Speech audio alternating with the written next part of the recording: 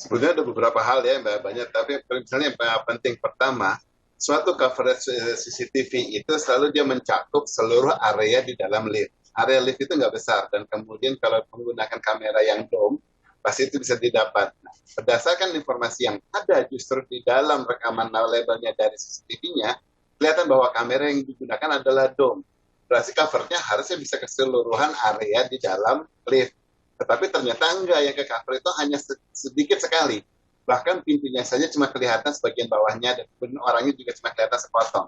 Ini suatu yang tidak mungkin. Karena gunanya CCTV itu di dalam ruangan lift itu bukan hanya untuk kalau orang kecelakaan, tetapi bisa kalau umpamanya ada tindakan kriminal, kalau ada tindakan asusila, ada orang in and out, dan kemudian orang-orang dicurigakan, semuanya untuk identifikasi menggunakan CCTV ini. Nah, saat ini hanya mampu dibikin zoom, berarti ada suatu kesalahan.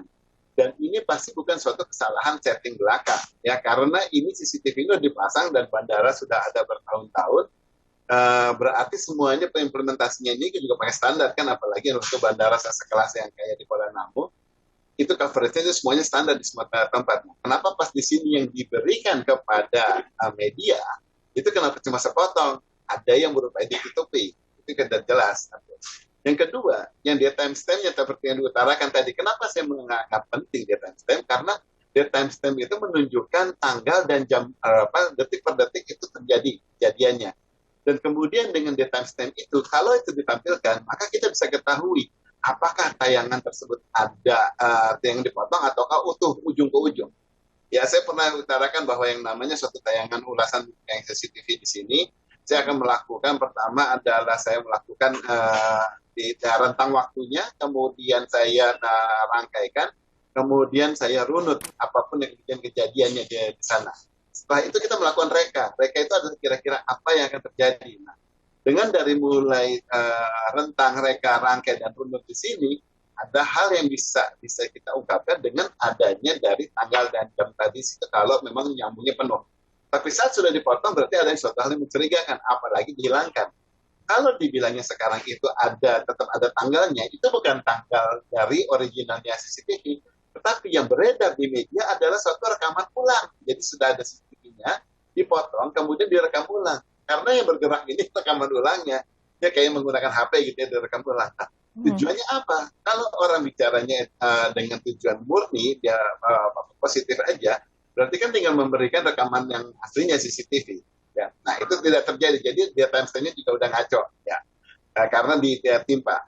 Kemudian kita normalnya suatu area seperti itu, pasti CCTV-nya itu nggak hanya visual, tetapi ada audionya, sehingga terekam kejadiannya apa, kejadian di dalam, dan kemudian ada orang minta tolong apa segala juga ketahuan. Ya, nah, seseorang nih kalau dia naik lift, ini kan bukan orang baru. Kita bicarakan bahkan orang yang baru pertama kali masuk lift, pasti harus dibuat merasa aman, nyaman, karena masuk dalam ruangan yang kecil, dan dia sudah harus yakin juga bahwa dia sampai di lantai yang dia dimaksud.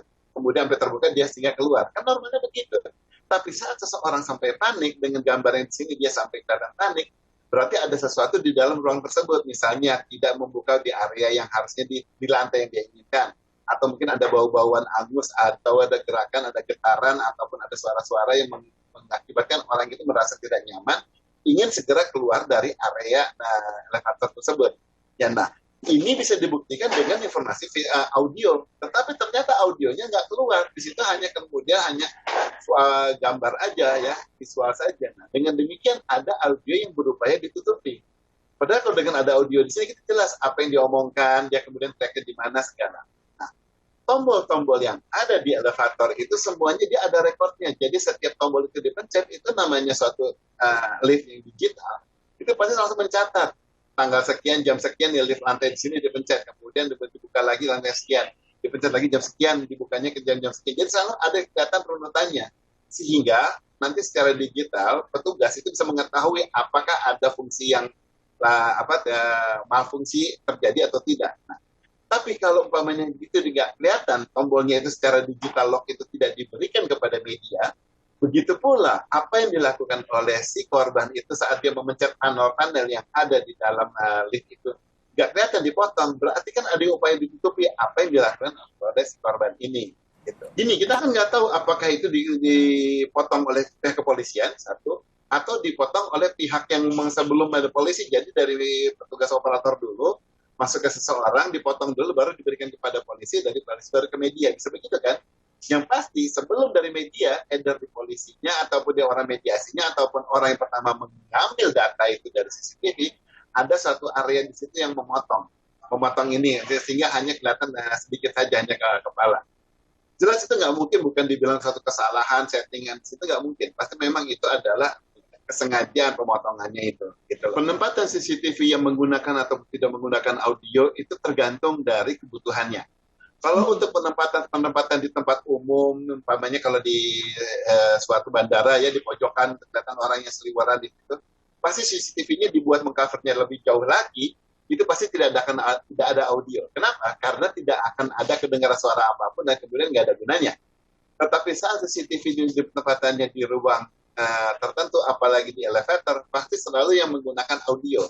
SOP keamanan itu harus CCTV yang menggunakan audio. Kalau yang dipasang bukan CCTV yang ada audionya di Kuala Namu ini, berarti justru pengadaan CCTV yang untuk di Kuala Namu ini ada sesuatu kejanggalan, either tidak teliti atau ada apa, jadinya kita menuduhnya ke korupsi gitu. Kenapa dipasangnya CCTV yang murahan?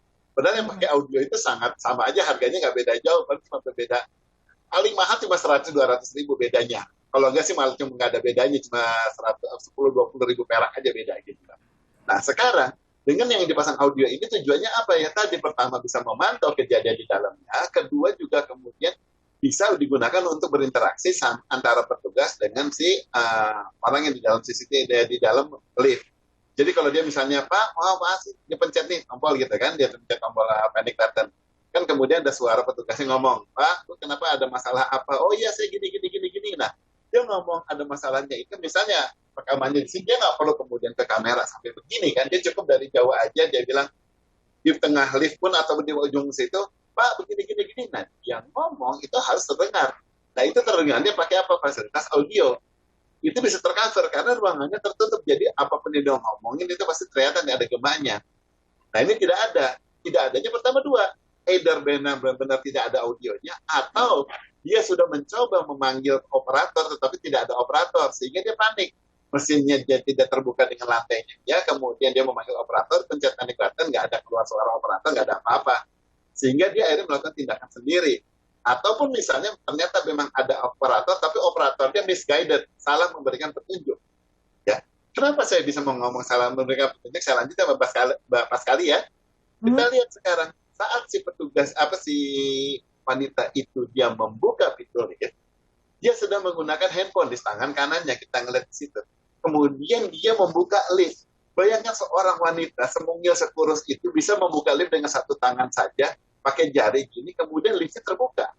Ini berarti liftnya itu benar-benar sangat rentan keamanan. Kenapa? Kalau kita aja laki-laki, kita membuka lift, kita pegang yang kayak gini, kalau dari dalam, kita akan sulit. Karena sistemnya lift itu kalau tidak pada lantai yang bersangkutan, terbukanya tidak mungkin. Dia ada sistem penguncinya. Dia hanya bisa dibuka oleh operator lift yang bersangkutan untuk kebutuhan maintenance ataupun emergency. Ya misalnya terpaksa liftnya macet di satu lantai, akhirnya dibuka tidak leveling pada satu lantai yang bersangkutan, jadi kebukanya nggak pas, dia masih bisa dibuka liftnya, kemudian dia loncat orangnya gitu kan ke dalam. Itu bisa dilakukan, tapi hanya oleh operator. Tidak sembarangan orang dari dalam dia bisa buka sembarangan kemudian keluar, tidak mungkin, ada penguncinya. Lalu kenapa ini bisa terbuka? Ya berarti ada petugas yang membukakan, orang mungkin teriak di dalam, kemudian si petugas membukakan. Nggak mungkin satu tangan seorang wanita bisa membuka begitu, kemudian dia bisa loncat. Dan liftnya akhirnya kemudian yang menutup kembali, gitu kan, yang otomatis di sini.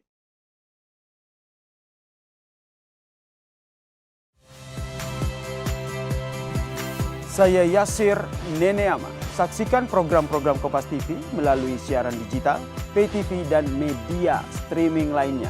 Kompas TV, independen, terpercaya.